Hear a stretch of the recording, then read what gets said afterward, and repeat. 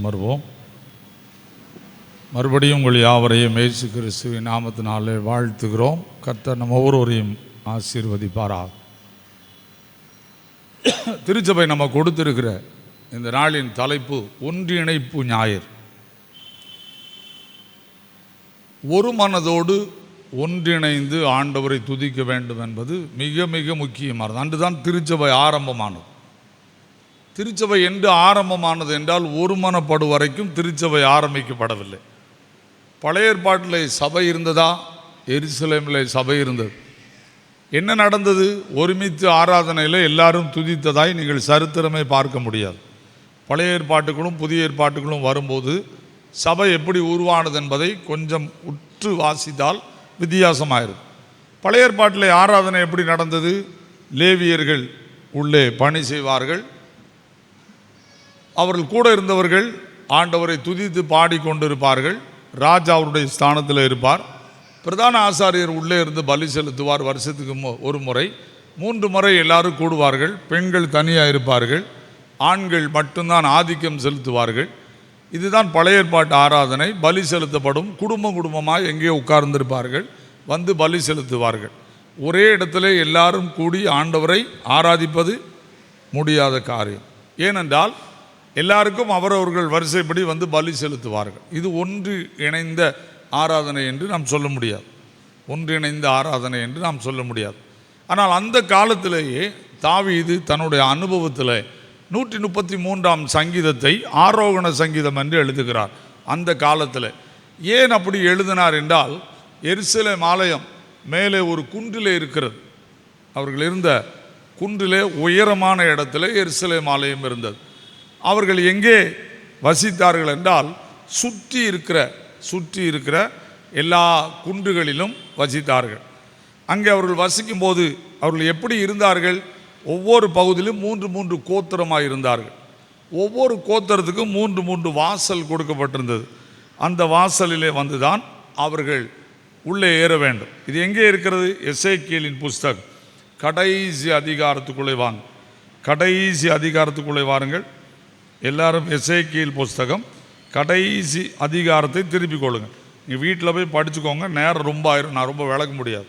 31ஆம் வசனத்திலேருந்து 35ஆம் வசனம் வரைக்கும் உள்ள இந்த வசனத்தை முழுசும் வாசித்து பாருங்கள்.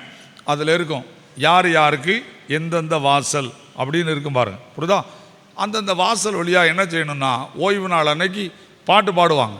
பாட்டு பாடிட்டு அப்படியே சுற்றி வருவாங்க. அப்படி சுற்றி வர்றதுக்காக பாடப்பட்ட சங்கீதம் தான் ஆரோகண சங்கீதம். ஆரோகண சங்கீதம் என்னது? ஆலயத்துக்கு உள்ளே வந்து பாடுறது கிடையாது. ஆலயத்துக்கு புறப்பட்டு வரும்போதே அவங்க வாசல்லேருந்து என்ன செய்யணும்? ஒவ்வொரு கோத்திரமாக அப்படியே பாடிட்டு வந்து ஆலயத்துக்குள்ளே வரணும். இதை தான் அவர் ஒரு மனம் என்று சொல்லுகிறார். இந்த ஒரு இடத்துல தான் எல்லாரும் ஒருமனப்படுவார்கள் என்று சரித்திரம் சொல்லுகிறது. ஆங்காங்கே பாட ஆரம்பிப்பார்கள். எல்லாரும் பாடி ராஜாவும் உள்ளே வருவார். இப்படி பாடுகிறதுக்கு பேர் ஆரோகண சங்கீதம். இதை 2 பேர் பாடினார்கள். ஒன்று சாலமோனும் பாடினான், இன்னொன்று தாவீதும் பாடினான். அப்படி பாடின சங்கீதம் தான் 133வது சங்கீதம். அந்த 133வது சங்கீதம் என்ன? இதோ சகோதரர் ஒருமித்து வாசம் பண்ணுவது எத்தனை நன்மையும் எத்தனை இன்பமானது என்று அந்த சங்கீதத்தை முடிக்கிறார். இப்போ நீங்கள் எசேக்கியேல் கடைசி அதிகாரத்துக்கு வந்தீங்கன்னா, இவங்க எல்லாரும் பாடி எங்கே வருவாங்க அப்படின்னு பார்த்தீங்கன்னா, வாசிங்க பாப்பா 35வது வசனம்.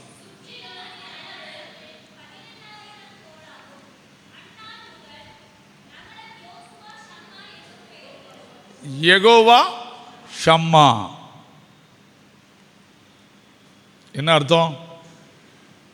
கூடவே இருக்கிறார். அப்படி சுற்றி வரும்போது ஆண்டவர் மேலே இருக்கிறார். ஆண்டவர் அந்த இடத்துக்கு கொடுத்த பேர் என்ன? யெகோவா ஷம்மா, கூடவே இருக்கிறார் என்கிற அர்த்தம். இதுதான் ஒன்றிப்பு ஒரு மனம் என்று பழைய ஏற்பாட்டில் சொன்னாங்க. நியூ டெஸ்ட்மெண்ட் வந்த பிறகு ஆராதனையுடைய நிலை மாறிவிட்டது. ஏன்? திரைச்சீலை கிடையாது, உள்ளே ஆசாரியன் கிடையாது, மத்தியஸ்தர் கிடையாது. இதெல்லாம் நம்ம வச்சுக்கிட்டது. ஆல்டர்லாம் நம்ம வச்சுக்கிட்டது. இப்போ கட்டுற ஆலயத்துக்கு ஆல்டரே வைக்கக்கூடாங்க. ஏன்னா எல்லாரும் சமம். அங்கி கிடையாது, இந்த ஸ்டோல்லாம் கிடையாது. இயேசு கிறிஸ்து வந்த பிறகு எல்லாருக்குள்ளே என்ன ஆவிதான் இருக்குது? பரிசுத்த ஆவி தான் இருக்குது. எனக்குள்ளே எந்த பரிசுத்த ஆவி வருதோ அதே ஆவி தான் எல்லாருக்குள்ளேயும் இருக்குது, எல்லாருக்குள்ளேயும் இருக்குது.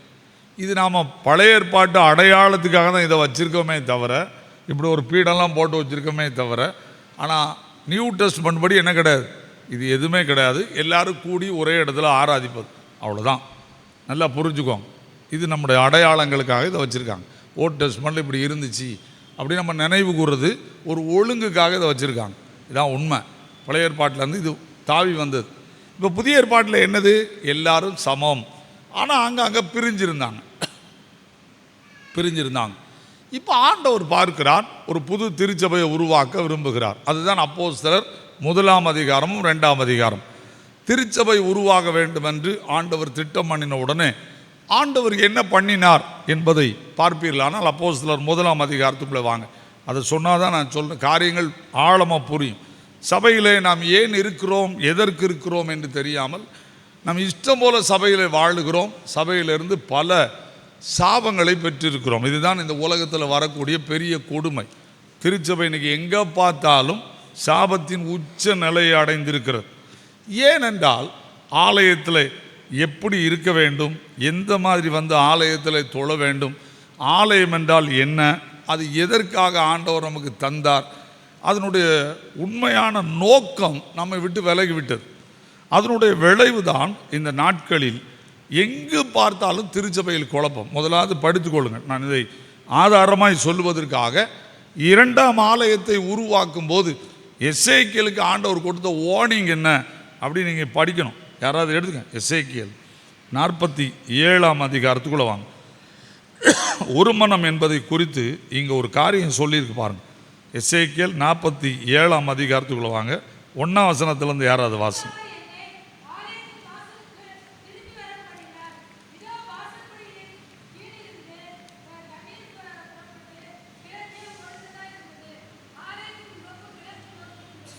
எங்கே இருந்துச்சு? நம்ம கோயில் ஏன் கிழக்கு நோக்கி இருக்குன்னு தெரியுமா? எருசலேம் ஆலயம் எங்கே நோக்கி இருந்துச்சு? கிழக்கு நோக்கி தான் இருந்துச்சு. வாசிங்க.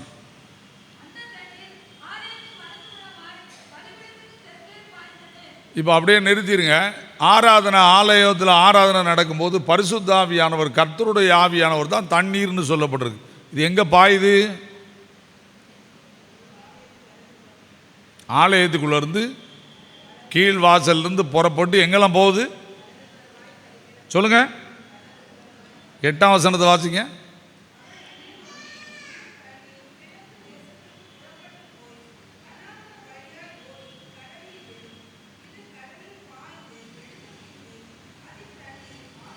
இங்கே கடல்னு சொல்கிறது எதுன்னு தெரியுமா? வங்காள விரிகுடா கடல் இல்லை, பசிபிக் கடல் இல்லை, மக்கள்.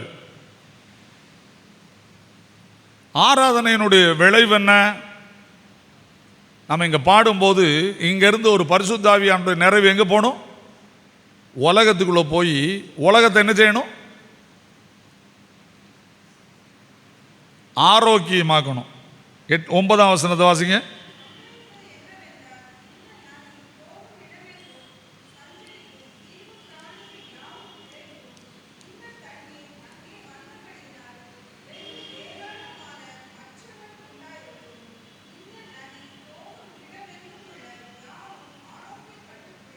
அடுத்த வசனத்தை வாசித்துருங்க.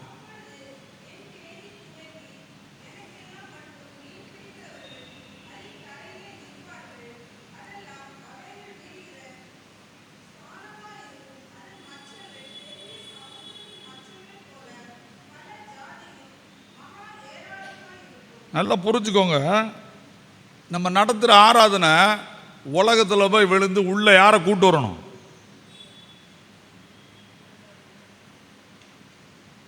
இன்னும் நிறைய விளக்கம் சொன்னால் உங்களுக்கு சில நேரம் கோபம் வரும்.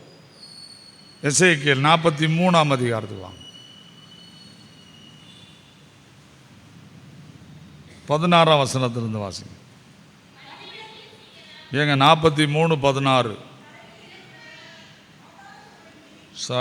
எசேக்கியேல் 43:16.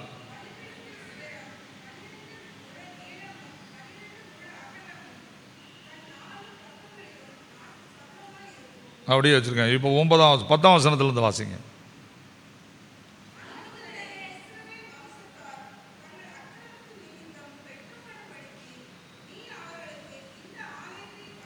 எதுக்கு காண்பி?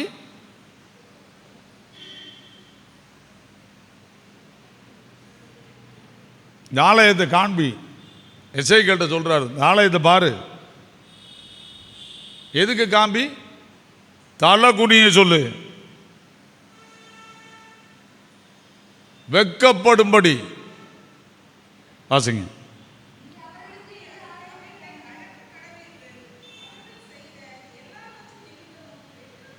வெட்கப்பட்டால்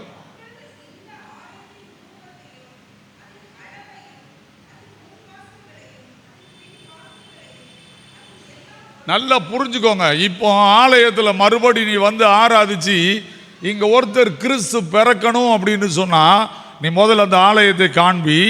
அந்த காலயத்தை காண்பிச்சுட்டு அங்கே நடந்த அநியாயத்துக்கு அத்தனைக்கு என்ன செய்ய சொல்லு? வெட்கப்பட சொல்லு. எங்க இருக்கு அந்த அநியாயம்? 8ஆம் அதிகாரம் 9வது இருக்கு. இப்போ அதெல்லாம் சொன்னால் நேரம் ஆயிரும். எசேக்கியேல் 8ஆம் அதிகாரத்திலையும் 9ஆம் அதிகாரத்தையும் படிச்சு பாருங்க. அங்கதான் இவங்க செய்த எல்லா அநியாயமும் இருக்கு. 70 வருஷம் சிறையிருப்புக்கு அனுப்பிட்டாரு. மறுபடியும் நான் இந்த ஆலயத்தில் வந்து பிறக்கணும், கிறிஸ்துவாக ஒரு மனதை கொண்டு வரணும், எல்லாருக்குள்ள நான் வந்து எல்லாரும் என்ன ஆராதிக்கணும். அப்படி நீங்க ஆராதிக்கணும்னா வெட்கப்படணும். நீங்க செய்த அநியாயத்துக்காக ஒரு நாள் வரும், இந்த ஆலயத்தில் என்னென்ன பண்ணினே அத்தனைத்தையும் பரலோகத்தின் வாசல்ல நிப்பாட்டி சபிக்கப்பட்டவர்களே அப்படின்னு சொல்லுவாரு. ஆலயம் விளையாட்டு அல்ல, ஆலயம் விளையாட்டு அல்ல. 1 பேதுரு 4ஆம் அதிகாரம் 17வது வசனத்தை ஒருத்தர் படிக்க பார்க்கலாம். 1 பேதுரு 4:17. நியாய தீர்ப்பு தேவனுடைய வீட்டிலே துவங்கும். நியாய தீர்ப்பு முதல்ல எங்க தான் துவங்கும் தெரியுமா? சபையில தான் துவங்கும். என்னைக்கு தெரியும்? ரகசியமா வரும்போது ஆண்டவர் அத்தனை பேரை எடுத்துக்கொள்வார். ஆலயத்தில் ஆராதனை நடக்கும். அதன் பின்பு பரிசுத்த ஆவியானவர் இருக்க மாட்டார். பரிசுத்தவான்கள் யாரும் இந்த ஆலயத்தில் இருக்க மாட்டாங்க. எல்லாரும் கிளம்பி மேலே போயிடுவாங்க. அதுக்கப்புறம் இந்த ஆலயத்தில் இருக்கும். ஒரு விவரம் சொல்லுகிறது, அதுக்கப்புறம் இந்த ஆலயத்தில் இருக்கிறவர்களுக்கு ஐயோன்னு சொல்லப்படுது. ஏன் தெரியுமா? அந்தி கிறிஸ்துவனுடைய ரோவோ எல்லா ஆலயத்திலும் வைக்கப்பட்டிருக்கும். கையில் சிப்பு மாட்டிடுவாங்க. நீங்க அதுக்கப்புறம் பூமியிலே குடியிருக்கிறவர்களுக்கு ஐயோ அப்படிங்கிற வார்த்தை வெளிப்படுத்தல் இருக்கு. நியாய தீர்ப்பு தொடங்கும் போது இந்த ஆலயத்தில் ரட்சிக்கப்படாம வந்து ஆண்டவர் ஆராது சொன்னா இந்த ஆலயம் இருக்கும், ஆனா ஆண்டவர் இருக்க மாட்டார். கடைசி 7 வருஷம் இந்த நிலைமை வரும். ஏன் இதை நான் இவ்வளவு ஆழமா சொல்றேன் தெரியுமா? நீ இந்த ஆலயத்தில் மறுபடியும் வந்து ஆராதிக்கணும்னா அதை எழுதி வை அப்படின்னாரு. என்னத்தெல்லாம் எழுதி வைக்க சொன்னாரு?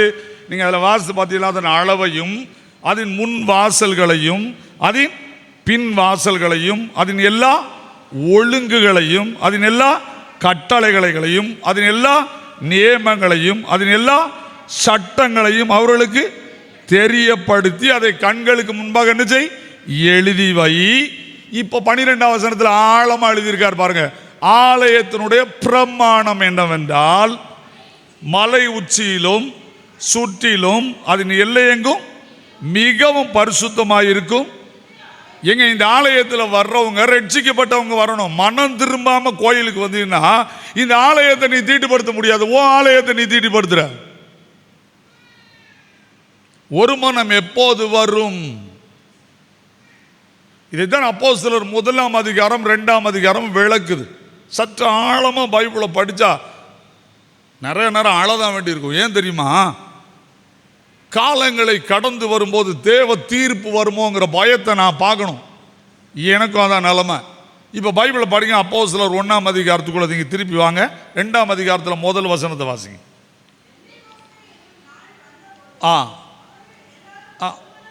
என்னது?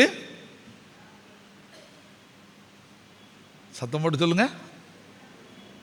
இன்னும் சத்தம் வர மாட்டேங்குது. அப்போ அது வரைக்கும் என்ன இல்லை சொல்லுங்க? ஒன்னஸ் இல்லை. என்னெல்லாம் இருந்துச்சு? கொருந்து திருச்சபைக்கு போனால் கோபம் வரும் நம்ம எல்லாருக்கும். கொருந்து திருச்சபையில் என்ன இருந்துச்சு?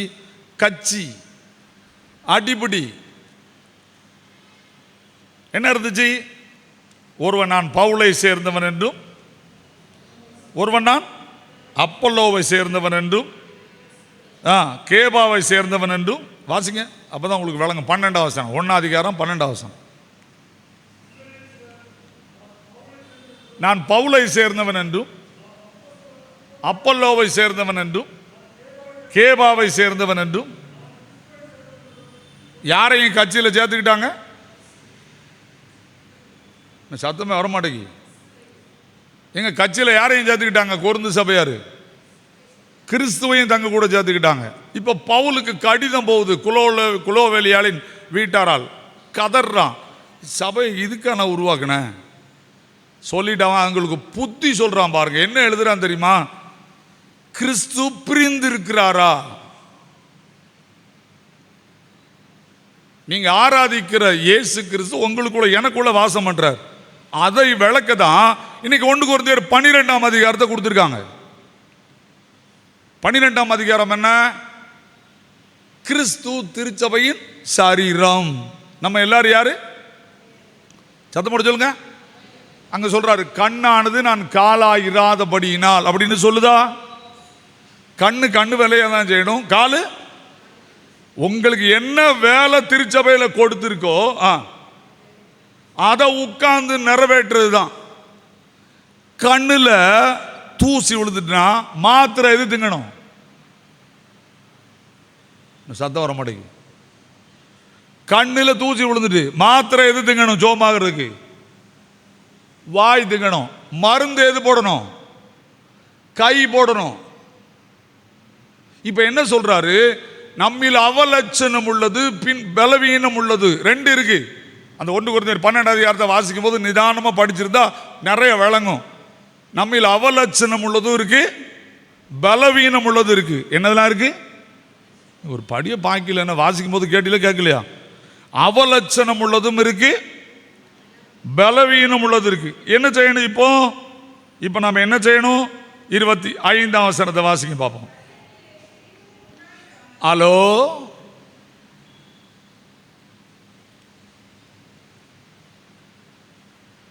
நல்லா புரிஞ்சுக்காங்க. இப்ப இந்த கை, இந்த கண்ணுக்கு மருந்து ஊத்த மாட்டேன் நான், என்ன வந்துருச்சு? இந்த கை இந்த கண்ணுக்கு மருந்து ஊட்ட மாட்டேன்னா என்னாச்சு? நீங்க விளையாடாதீங்க, நான் சொல்லிட்டேன். நான் எஸ்ஐக்கியலுக்கு போகும்போது உங்களுக்கு அது புரியும். ஏன் எஸ்ஐக்கியலை கொடுத்தாங்கன்னு நான் படிக்கும் போது தான் இவ்வளோ ஆழமும் படித்தேன். அப்போ நம்ம வாழ்க்கை என்பது எழுதி வச்சுட்டு போயிட்டாரு. நீ திருச்சபை இப்படிலாம் பண்ணினா நான் இப்படிலாம் உன்னை பண்ணுவேன், நீ என்னுடைய ஆலயத்தை கெடுத்தால் நான் உன்னை கெடுப்பேன் அப்படின்னு எழுதி வச்சுட்டு போயிட்டாரு. நான் உன்னை கெடுப்பேன், அதுல மாறவே மாட்டேன். தேவனுடைய ஆலயம் பரிசுத்தமானது, நீங்களே அந்த ஆலயம். அப்ப என்ன எழுதி கொடுக்கிறாரு? அவலட்சணம் உள்ளதும் இருக்கிறது, பலவீனம் உள்ளதும் இருக்கிறது.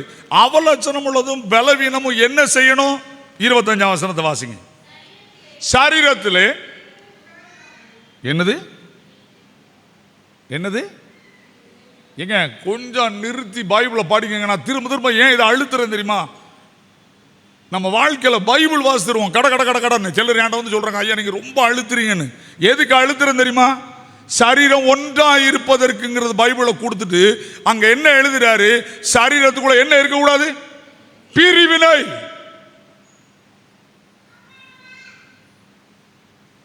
வாசிங்க.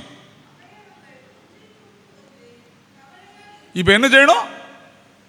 நான் இருக்கேன், துரப்பாண்டியா உள்ள வாராரு, அவருக்கு வயசு 74 73 தாண்டிட்டு, எனக்கு 64 வயசு ஆயிட்டு. எனக்கு கீழே ஓசன்னான்னு ஒருத்தர் இருப்பான், அவனுக்கு வயசு இப்பதான் 35 வயசு. இப்ப நாங்க 3 பேரும் உள்ள ஒருத்தருக்கு ஒருத்தர் எப்படி இருக்கணும்? கவலையா இருக்க வேண்டும். அவர் என்னோட வயசுக்கு உண்ணவரு. நான் ஓசனாட்ட சொல்லுவேன், ஓசனா கிறிஸ்துமஸ் ஆறான்ல, ஐயா கொஞ்சம் கேர்ஃபுல்லா பாத்துக்க, தூங்கிட்டா தட்டி விட்டுரு. எதுக்கு? அவர் அப்படிதான் தூங்குவார். அப்படின்னா எப்படி இருக்கும்? ஒன்றுக்கு ஒன்று எப்படி இருக்கணும்? கவலையா இருக்கணும், கவலையா இருக்கணும். ஒன்றுக்கு ஒன்று குறை சொல்லிட்டாலே கூடாது. கவலைப்பட வேண்டும் இன்னொருத்தர்னால. சபை அதுக்குதான். ஒரு மனை எப்ப வரும்? கவலை இருந்தாங்க வரும். இருக்கா? சொல்லுங்க. நீங்க பஸ்ஸில் ஏறும்போது இதை பார்க்கலாம். புரியுதா? நான் பஸ்ஸில் ஏறும்போது பார்த்துருக்கேன். இந்த 72 வயசு பாட்டி நிப்பா, 18 வயசு பையன் ஓடி போய் எங்கே ஏறிடுவான் சொல்லுங்க. கேட்டில் ஏறு நின்றுக்கிட்டு, பாட்டி நெல்லு நெல்லு, நீ யாரு சீட் போடுமா. இப்போ 71 வயசு பாட்டி என்ன ஆகும் தெரியுமா? கடைசி வரைக்கும் எங்கே தான் நிற்கும்? கீழே தான் நிற்கும். இப்போ ஒன்றுக்கு ஒன்று கவலை இருக்கா, வசதி தேடுறோமா? இங்க ஒன்றுக்கு ஒன்று கவலையா இருக்குமா, வசதி தேடுறோமா? இதான சபையில இருக்கு. ஒருவர் கவலைப்படுறோமா? அவங்க வயசானவங்க, அவங்க பலவீனம் உள்ளவங்க, அவங்களுக்கு இந்த பலவீனம் இருக்கு, அவங்க இப்படிதான் இருப்பாங்க. ஒரு மனதை எங்க காட்ட சொன்னார்? சபையில. எப்படி? பலவீனம் உள்ளதற்கும் பலவீனம் இல்லாததற்கும், அவலட்சணம் உள்ளதற்கும் அவலட்சணம் இல்லாததற்கும் பிரிவினையே வரக்கூடாது, கேப் இருக்கக்கூடாது. திருச்சபை ஒன்றா இருக்கணும்னா செய்ய வேண்டியது என்ன? இன்னொருவர் மேல கவலை இருக்கணும். அப்பந்தான் அங்க வந்து பரிசுத்த வரும், இயேசு வருவார். நம்ம கவலையா இருக்கும், எப்ப எவன் மேல பாமதிக்கு போடலான்னு உட்கார்ந்துட்டு இருக்கோம். கிறிஸ்து பிரிந்திருக்கவில்லை. இன்னைக்கு அவர் நம்ம மேல கவலையா இருக்க போய் தான் உயிரோட இருக்கும். அவர் நம்ம குற்றப்படுத்துவார், நம்ம நிலைமை பரிதாபம். தலைவர் நம்மளை குற்றப்படுத்தல, நான் அவரை எவ்வளவு கஷ்டப்படுத்துறேன். இந்த அவயவம் திடீர்னு என் கண்ணை என்ன செய்யுது, என் கையை கசக்கணும் தான் எடுத்தேன், என்ன செய்யிட்டு குத்திட்டு திரும்ப அந்த கண்ணை தடை விடுறது இதுதான், இந்த கைதான். இந்த அளவுக்கு நீ சபையில ஒருத்தருக்கு ஒருத்தர் கவலைப்படணும் எழுதி வச்சிருக்காரு. இருக்கையா கவலை? ஹோல் டயசிஸ் இன்னைக்கு கோர்ட்ல அன்னைக்கு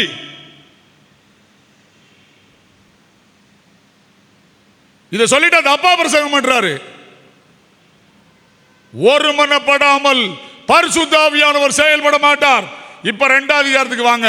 அவர்கள் எல்லாரும் ஓரிடத்தில் ஒருமனப்பட்டார்கள். எந்த நாள் தெரியுமா அது? நீங்க அப்போஸ்தலர் 1ஆம் அதிகாரத்தை படிக்கும்னால யோவான் கடைசி அதிகாரத்துக்கு போகணும்.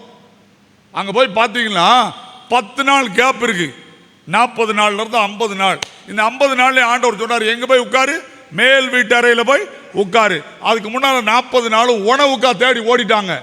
ஆளுக்கு ஒரு பக்கம் பிரிஞ்சு போயிட்டான். சோத்துக்கு வழி இல்லடா, இவருக்கு பேட இருக்கக்கூடாதுன்னு ஆண்டவர் கடைசி தரிசனத்தை கொடுத்து சீசரில் சொல்றாரு, எங்க போய் உட்காரு? மேல் வீட்டறையில் போய் உட்காருங்க. யாரெல்லாம் உட்கார்ந்தான்னு அப்போஸ்தலர் 1ஆம் அதிகாரத்தில் படிங்க. அங்க இயேசுவின் தாய் ஆகிய மரியாள் பெருந்தாள் இருக்கு.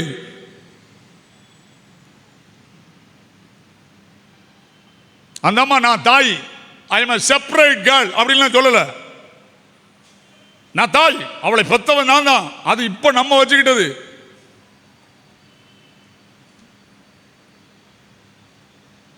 அந்த அம்மா உட்கார்ந்து இருக்குங்க. யோசித்து பாருங்க. அவர்கள் எல்லாரும் ஒருமனப்பட்டாங்க. வாசிக்க பார்ப்போம். 1ஆம் அதிகாரம் 14ஆம் வசனம். அது ஏங்க இயேசுவின் தாயாகிய மரியாளுங்கிற வார்த்தையை ஏன் சேர்த்தாங்க? நான் ஒன்னும் செப்பரேட் உமன் கிடையாது. ஐயரோட அங்கி போட்டவன ஒன்னும் செப்பரேட் கிடையாது. நானும் உங்களை போல ஒருத்தன், அவ்வளவுதான். இந்த பார்வைக்கு வரணும். அதான் எழுதி வச்சிருக்க ஆழமா. இயேசுவின் தாயாகிய மரியாளோடும் அடுத்து யாரெல்லாம்? அவருக்கு பிறந்த மூணு பையங்க பிறந்தாங்க. அதுல ஒருத்தன் யூதா. நாங்க தான் எங்க சகோதரர். இயேசு கிறிஸ்துக்கு கூட பிறந்த நாங்க தான் சகோதரர். நாங்க தான் சபையை ஆளுவோம். நோ, அழைக்கப்பட்ட 12 பேர் தான் பொறுப்பு.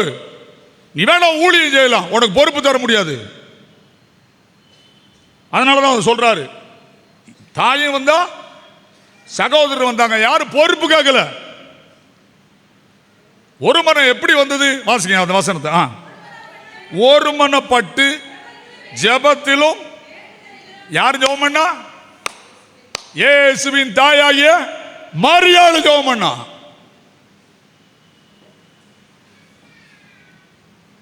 இன்னைக்கு நம்ம செப்பரேட் தேடுறோம், பொறுப்பு வேணும்னு சொல்றோம்.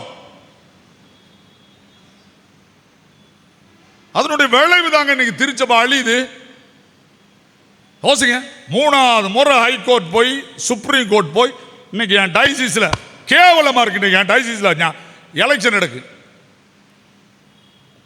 Full police பாதுகாப்போட. 3வது முறை நடத்துறது யார் தெரியுமா? உங்க ஊருக்காரர் தான் நடத்துறாரு, சிவகாசிக்கார். ஹைகோர்ட் ஜட்ஜி நடத்திட்டு இருக்காரு. ஏன் தெரியுமா? பொறுப்பை தேடுறோம், பதவியை தேடுறோம். எனக்கு இந்த பொறுப்பு வேணும், அப்பதான் நான் வேலை செய்வேன். நீ இந்த சபைக்கு லாக்கே இல்லாத ஆளு. திரும்ப திரும்ப சொல்லிட்டேன், ஊழியக்காரன் சொல்றேன். எனக்கு இந்த சேர் இருக்கலாம், இல்லாம போலாம். நான் இன்னைக்கு ஊழியக்காரன் தான்.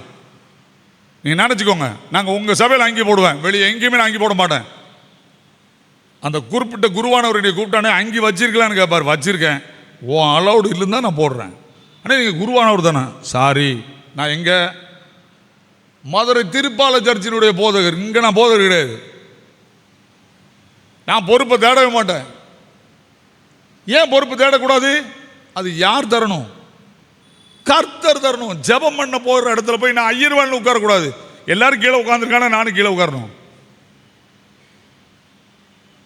இந்த அளவுக்கு திருச்சபை இன்னைக்கு பலவீனத்தையும் கனவீனத்தையும் குறை உள்ளதையும் ஏற்றுக்கொள்ள மறுக்கிறோம். நாம் பொறுப்புல வந்துட்டோம்.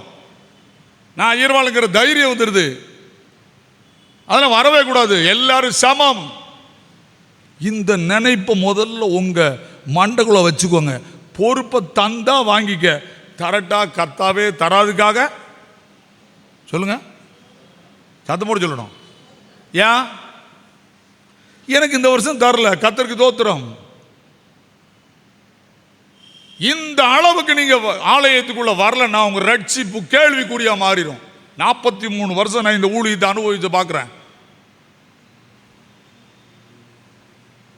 அப்போ முதல் அனுபவம் என்ன? ஒருவரை ஒருவர் கவலையோடு சபைக்கு வாங்க. இதை எபிரேயருக்கு பவுல் என்ன எழுதுறா? இந்த கவலைங்கிற வார்த்தை எபிரேயரில் பவுல் எப்படி எழுதுறான்னு கேட்பேன். எபிரேயரில் பவுல் தான் எழுதுறான்னு நான் கண்டுபிடிச்சிருக்கேன். ஆனால் அது வேறு நிறைய பேர் சொல்கிறாங்க. எபிரேயர் 10ஆம் அதிகாரத்துக்குள்ள வாங்க. எபிரேயர் 10ஆம் அதிகாரத்துக்குள்ள வாங்க. எல்லாரும் எடுங்க, எல்லாரும் எடுங்க, வாசிக்க பார்ப்போம். 24ஆம் வசனத்தை.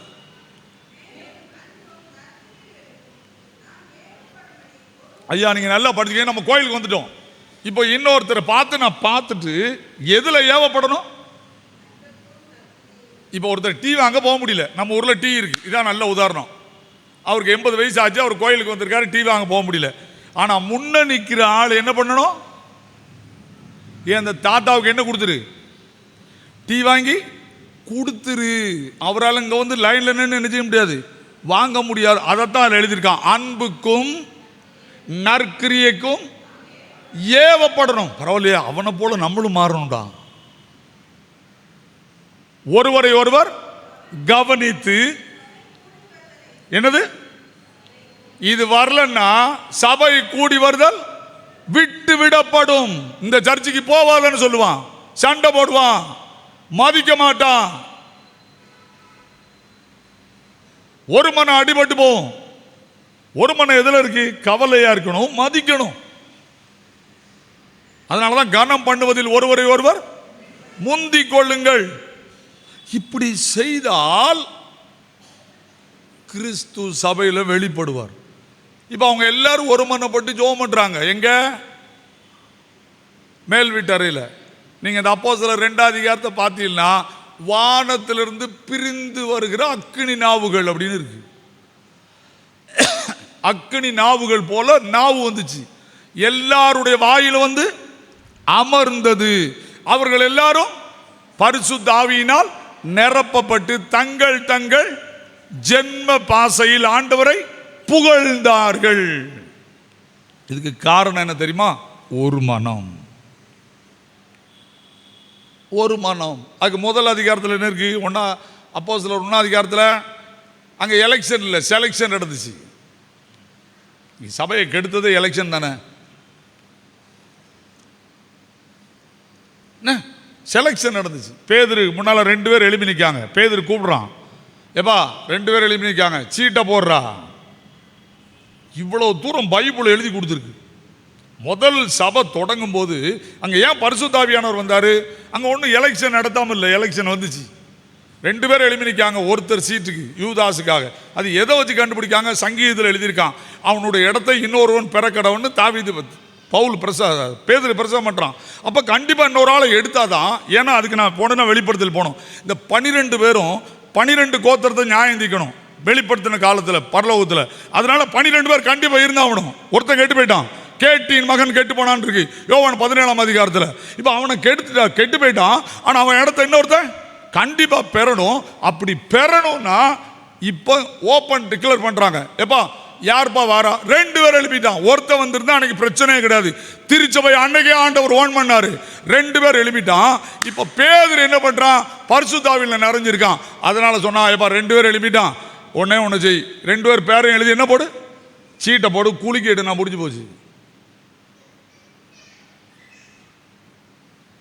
ஒரே ஒரு சபையில் நடந்திருக்கு, இங்க வகுத்தாங்குப்பன்னு ஒரு சபையில் நடந்திருக்கு. 140 கிட்டத்தட்ட 300-400 சபை இருக்கிற இடத்துல நாசரேத் பகுதியில் ஒரே ஒரு சபை வகுத்தான் குப்பங்கிற ஒரு சபையில் மட்டும் அன்னைக்கு சீட்டு போட்டு செலக்ட் பண்ணியிருக்கான். நான் பார்த்துட்டு அவ்வளோ சந்தோஷப்பட்டேன். பரவாயில்லடா, இன்னைக்கு பைபிளை நம்புறேன் 1% மாதிரி இருக்கான். ஒரு மனம், நல்லா புரிஞ்சுக்கோங்க சொல்லிட்டேன். அது இல்லையா ஆலயம் வருவது வேஸ்டாக மாறிடும். இதைத்தான் எசேக்கியேல் நிருபத்தில் இன்னைக்கு வாசிக்க சொன்னாங்க. மொதல் பாடம் ஏன் எசேக்கியேலை எடுத்தாங்கன்ட்டு எனக்கு கொஞ்சம் முதல்ல கஷ்டமாக இருந்துச்சு. அப்புறம் உள்ளே உட்காந்து நான் அதை பலமுறை எடுத்து படிச்சிருக்கேன். அதனால எனக்கு சிலது புரிஞ்சிச்சு. ஓஹோ, அங்கே என்ன நடந்துச்சு அப்படின்னு நீங்கள் படிக்கணும்னா எனக்கு ஒரு 15 நிமிஷம் இருக்குது. கடை சொல்லி முடிக்க பாருங்கள். நீங்கள் அதை ஆழமாக படிச்சிருக்க மாட்டீங்க. எசேக்கியேல் 37ஆம் அதிகாரத்துக்கு வாங்க. எல்லாரும் திருப்பிக்கோங்க. எடுத்துட்டீங்களா? இப்போ நீங்கள் வாங்க. ஆண்டவர் இந்த ஆலயத்தில் மறுபடி வந்து பிறக்கணும். எருசலேம் ஆலயம் மறுபடி கட்டப்படணும். எசேக்கியேல் காலத்தில் ஆலயம் தரை மட்டமாக இடிக்கப்பட்டு மண்மேடாக கிடக்கு. அதை சகரியா வந்து கெட்டணும். ஆனால் எசேக்கியேலுக்கு ஆண்டவர் தரிசனம் கொடுக்கிறார். அந்த தரிசனம் தான் எசேக்கியேல் புஸ்தகம், வார்னிங் அண்ட் தரிசனம். இப்போ இந்த தரிசனத்தை ஆலயத்தை பற்றி கொடுக்குறார். என்ன எழுதுகிறார் அப்படின்னா, எடுங்க பார்ப்போம். 15ஆம் வசனத்தை ஒருத்தர் படிங்க. மனுபுத்திரனே, 15லேருந்தே படிக்கணும்னு நல்லா புரிஞ்சுக்கோங்க. எல்லா இடத்துலையும் அதை விட மாட்டாங்க. ஒரு தரிசனம் வந்து இன்னொரு வார்டு வரணும்னா, பின்னும் கர்த்தருடைய வார்த்தை எனக்கு ஏற்கனவே அவனுக்கு உண்டாகிட்டே இருக்கு. நீங்கள் எசேக்கியேல் எத்தனை நேரம் இருக்குன்னு பாருங்க, பல நேரம் இருக்கும். இப்போ திரும்ப உண்டாக்கி எத்தனை கோலேடு? ஒரு கோலையீடு யூதாவுக்கும்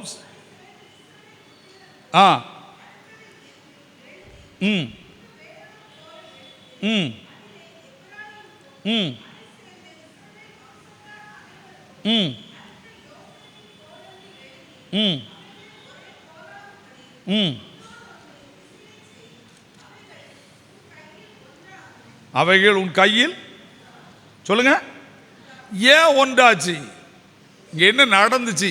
2 ராஜாக்கள் 17ஆம் அதிகாரத்துக்குள்ள வாங்க. அங்கதான் அதுக்கு விளக்கம் இருக்கு. 2 ராஜாக்கள் 17ஆம் அதிகாரம். இஸ்ரவேல் கூட்டம் 2ஆ பிரிஞ்சிச்சு. 1 ராஜாக்கள் எடுத்து படிச்சு பார்த்தீங்கன்னா தெரியும். 1 ராஜாக்கள்ல சாலமோன் துணிந்து பாவம் செய்தான். துணிந்து பாவம் செய்ததுனால ஆண்டவர் எதிரிய ஆண்டவரை எழுப்பினார். 1 ராஜாக்களை திருப்புங்க. வாசிங்க பார்ப்போம். 10ஆம் அதிகாரம், 11ஆம் அதிகாரம் 14ஆம் வசனத்தை வாசிங்க.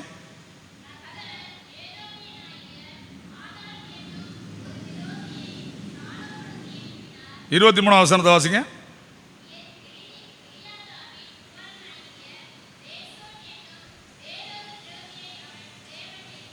யார் எழுப்புனா?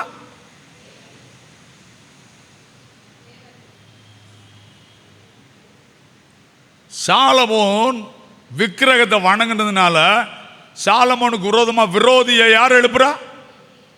கர்த்தரை எழுப்புகிறார். சமாதானம் சொன்ன ஆண்டவர் விரோதியை எழுப்புகிறார். ஏன்? வாசிக்க பார்ப்போம். இப்ப அங்க என்ன நடந்துச்சு? 29ஆம் வசனம்.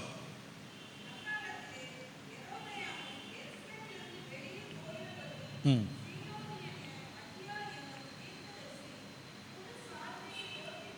ம் ம் ம் தான் போர்த்து கொண்டிருந்த புது சால்வையை பிடித்து அதை 12 துண்டாக கிழித்து போட்டு யெரொபெயாமை நோக்கி, என்னது சபையை 2 உடைக்கிற ஆண்டவர். ஒரு மனம்னு சொன்னவர், ஒற்றுமைன்னு சொன்னவர், சாலமோனுக்கு 2 கோத்திரத்தை கொடுத்துட்டு மீதி 10 கோத்திரத்தை யார் கையில் கொடுக்காரு? இவன் ராஜவம்சத்தில் பிறந்தவன்ல, இவன் ஒரு வேலைக்காரன்.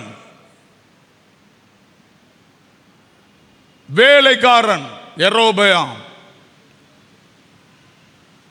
உடைக்காரு. உடைச்சிட்டு என்ன சொன்னாரு? எனக்கு உண்மையாயிரு அப்படின்னு சொன்னாரு.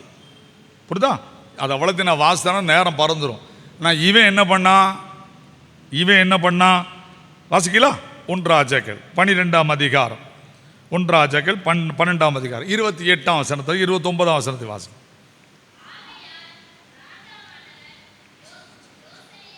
யோசனை பண்ணி பொன்னினால் 2 கன்று குட்டிகளை உண்டாக்கி ஜனங்களை பார்த்து, நீங்கள் எருசலேமுக்கு போகிறது உங்களுக்கு வருத்தம்.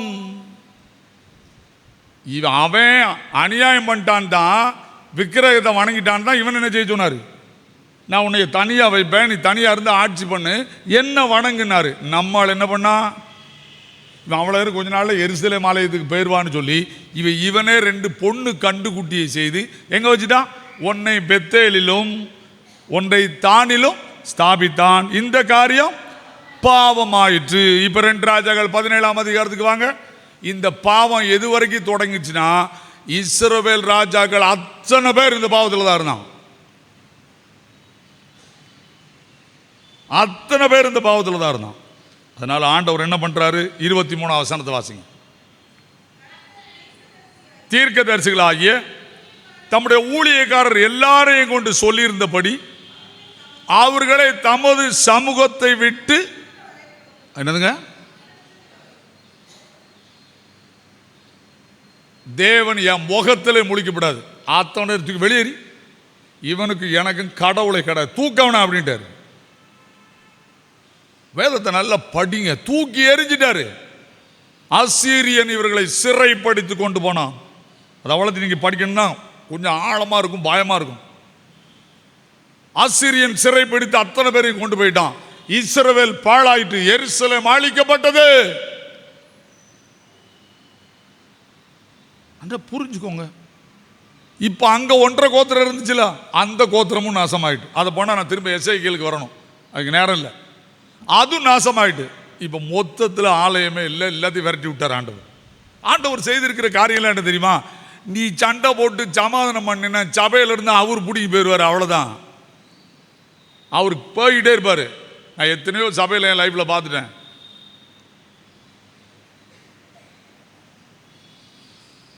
அந்த புரிந்து கொடுங்க வேதத்தை. இயேசு கிறிஸ்துக்கு பிரியமா வாழ்றதுக்கு தான் அந்த சபைக்கு வரோம். உங்க காரியத்தை இங்க வந்து ஊன்றதுக்கு சபை இல்லை. இயேசு என்ன சொல்றாரு அதை நான் செய்யணும், அதுக்கு தான் ஐயரு. இப்ப பாருங்க, விரட்டி அடிச்சுட்டாரு. போயா, எனக்கு நீ வேண்டாம். 70 வருஷம் சிறை இருப்பு. இவன் அசீரியன்ல போய் அழுகிறான். 2ம் அழிஞ்சிட்டு. எருசலேம் எப்படி மாறிட்டு தெரியுமா? பாழான மண்மேடாய் மாறிவிட்டது. மண்மேடாய் மாறிட்டீங்க. அதை படிக்கணும்னா சகரியாவுக்கு போங்க. மண்மேடு தான் இருந்துச்சு. திரும்ப ஆண்டவர் எருசலேமை கட்டணும்னு நினைக்கிறார். அப்படி கட்டணும்னா இப்ப எசேக்கியேல் 37ஆம் அதிகாரத்துக்கு வாங்க. நீ என்ன செய்யணும்? 2 கோலை எடு. அந்த 2 கோலும் வரணும்னா என்னையா செய்யணும்? 37ஆம் அதிகாரத்தில் 1ஆம் வசனத்திலிருந்து வீட்டில் போய் படிங்க. என்ன அங்க என்ன நடக்கு வாசிச்சீங்கன்னா, எலும்பு பள்ளத்தாக்குன்னு ஒரு பள்ளத்தாக்கு இருந்து பள்ளத்தாக்குள்ள போனாரு. அந்த பள்ளத்தாக்கு எலும்பு இருந்துச்சு, எல்லாம் உடஞ்சி கிடக்கு. இப்போ அதுக்கு என்னெல்லாம் செய்ய சொன்னாரு? இது அருமையா அகஸ்டின் ஜெபகுமாரன் இப்போ சமீபமாக வந்திருக்கும் போது மதுரையில் நம்முடைய அந்த லேடிடோ காலேஜில் இதை பிரசங்கம் பண்ணார். சில காரியத்தை அவர் டச் பண்ணார். யோசிங்க, இங்க என்ன சொல்லியிருக்கு? எல்லாவனும் செத்து போன எலும்பா மாறிட்டான். 2 கட்சியா இருந்தான், சண்டை போட்டான், ஒளிஞ்சான். ஒருத்தட்டி உயிர் இல்லை, யாரா மாறிட்டான்? எலும்பா மாறிட்டான். ஹலோ, சபை எப்படி மாறிடும்?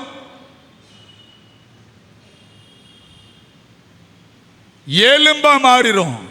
நம்ம நினைச்சுக்கிடலாம், இயேசு கிறிஸ்து வரலன்னா சபையில் ஒரு நபர் கூட கோயிலுக்கு வர மாட்டான். எத்தனை ஆலயம் பூட்டி இருக்கு தெரியுமா உங்களுக்கு?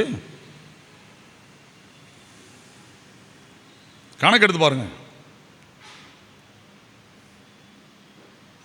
நம்ம வளர்றோம், ஆண்டவர் வராம நீங்க எதுவுமே செய்ய முடியாது. அதனாலதான் ஒரு யோவான் 15 அதிகாரத்தை சொன்னார். என்ன சொன்னாரு? நானே திராட்சை செடி, நீங்கள் கொடிகள். ஒருவன் என்னிலும் நான் அவனிலும் நிலைத்திருந்தால் மிகுந்த கனிகளை கொடுப்பான். பிதா. திராட்சை தோட்டக்காரர் யாரு? பிதா.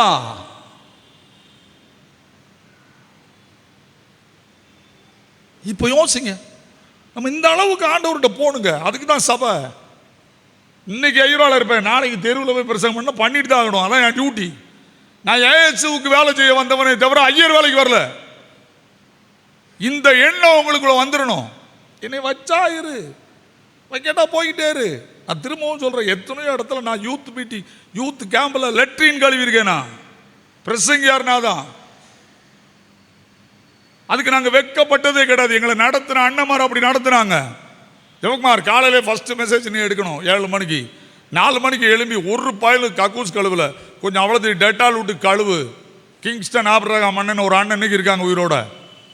சாலமன் ஒரு அண்ணன் இருக்காங்க, எங்களை யூத் பார்க் ரேஸில் நடத்தின அண்ணன்மாரு. தம்பி பெஞ்சு அவ்வளோத்தையும் எடுத்து போட்டு போயிட்டானுவேன். காலையில் 5 மணிக்கு லைன் பண்ணுங்க, ஈர துணி எடுத்து துடைப்போம். ஏன் 9 மணிக்கு நான் தான் பிரசங்கியாரு, ஆனால் 7 மணிக்கு நான் யாரு?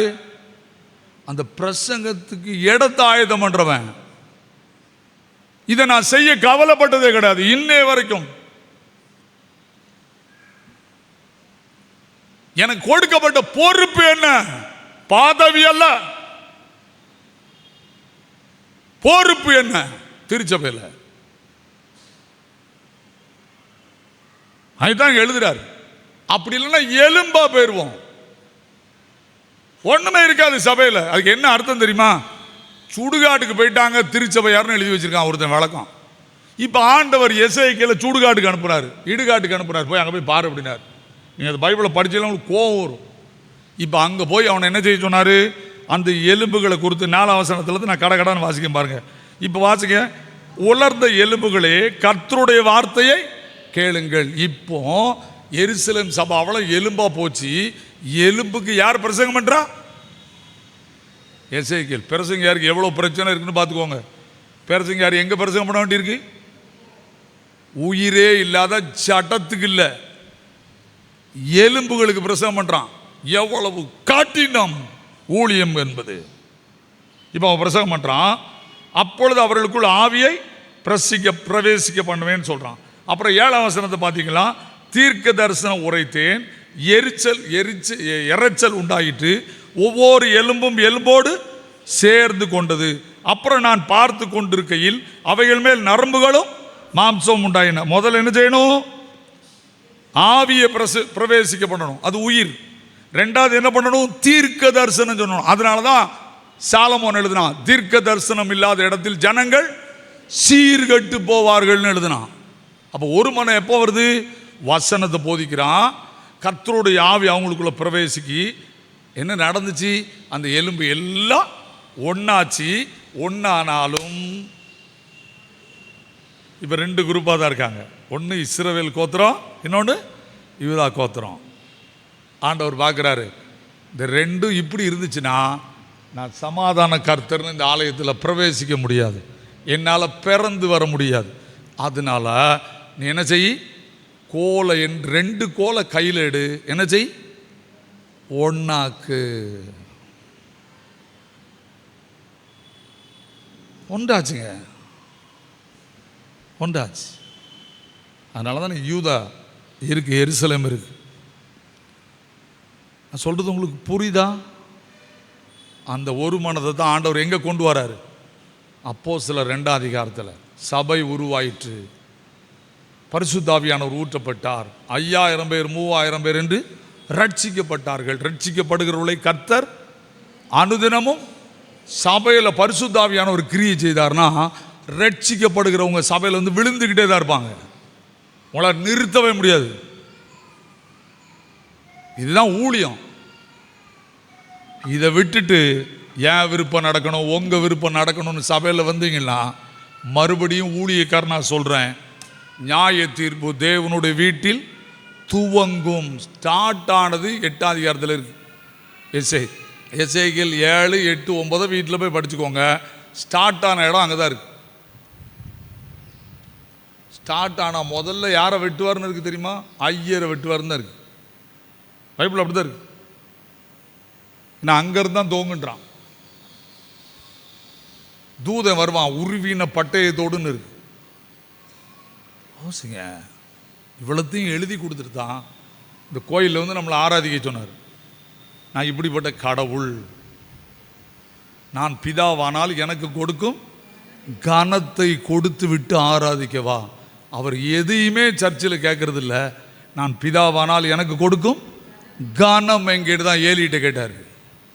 என் கனத்தை கொடு, என்ன கனவீனம் பண்ணாத, என்ன கனவீனம் பண்ணாத. கொஞ்சம் யோசிக்கங்க. ஒரு தலைப்பை சிம்பிளாக கொடுத்துட்றாங்க, ஒன்றிணைப்புன்னு. அதுக்குரிய சப்ஜெக்ட் எல்லாம் படிக்கும் போது அவ்வளவு ஆழமாக இருக்கு. எவ்வளவு பயப்பட வேண்டியிருக்கு தெரியுமா? இதையும் போதிக்கணுமா? காலங்கள் பொல்லாதவைகள் ஆனதால் பிரயோஜனப்படுத்திக் கொள்ளுங்கள். நாட்கள் பொல்லாதவைகள் ஆனதால் காலத்தை பிரயோஜனப்படுத்திக் கொள்ளுங்கள். தூக்கி ஏறிவோங்க. இயேசுவை உலகத்துக்கு காண்பிப்போம். மனிதர் உங்கள் நற்கிரியைகளை கண்டு பரலோகத்தில் இருக்கிற பிதாவை மகிமைப்படுத்தும்படி உங்கள் வெளிச்சம் மற்றவர்களுக்கு முன்பாக பிரகாசிக்க கடவுது. அந்த நிலைமை திருச்சபைக்கு வரணும். எல்லா திருச்சபைக்கு வரணும்.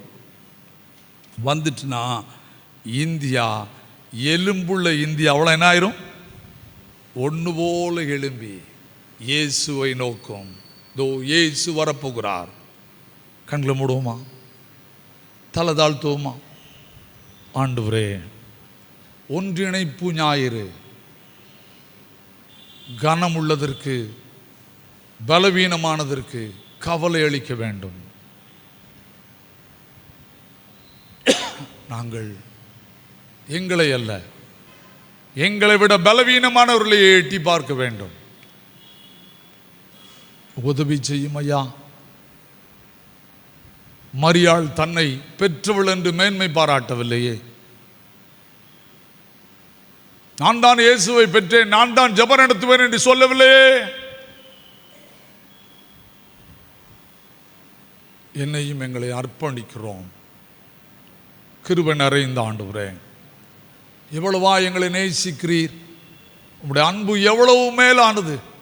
உம்மை விட்டு பிரிந்து போய்விடக்கூடாது என்று கடைசி மட்டும் போராடுகிறேன். சிம்சோனை போல நாங்கள் விழுந்து போகாதபடி, சாலமோனை போல பெயர் ஜீவ புத்தகத்தில் எழுதப்படாமல் போய்விடாதபடிக்கு பாவத்தை விட்டுவிட்டு, பிரச்சனைகளை விட்டுவிட்டு, சண்டைகளை விட்டுவிட்டு கிறிஸ்துவை நோக்கி பார்த்து அர்ப்பணிக்கவும், ஆண்டவரே எங்களை முற்றிலும் ஒப்பு கொடுக்கவும் பலன் தாரும். ஆசீர்வதியும். கிருபைகளை தந்து வழி நடத்தும். இயேசு கிறிஸ்துவின் மூலம் ஜெபிக்கிறோம் பிதாவே. ஆமென்.